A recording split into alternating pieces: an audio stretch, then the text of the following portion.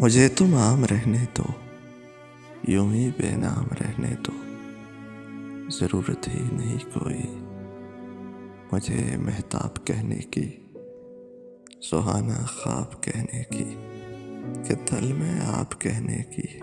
मुझे माजूर कर देगी, खुदी से चूर कर देंगी, तुझे से दूर कर देगी। तुम्हारी शायरी गजलें मुझे मजबूर कर देंगी। बिगाड़ो मत मेरी आदत, निगाहों को हया कहकर, लबों को बेवफा कहकर, हंसी को एक अदा कहकर, अदाओं को कज़ा कहकर।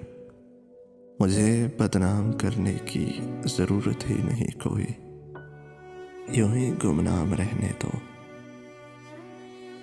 मुझे तुम आम रहने दो, मुझे तुम आम रहने दो।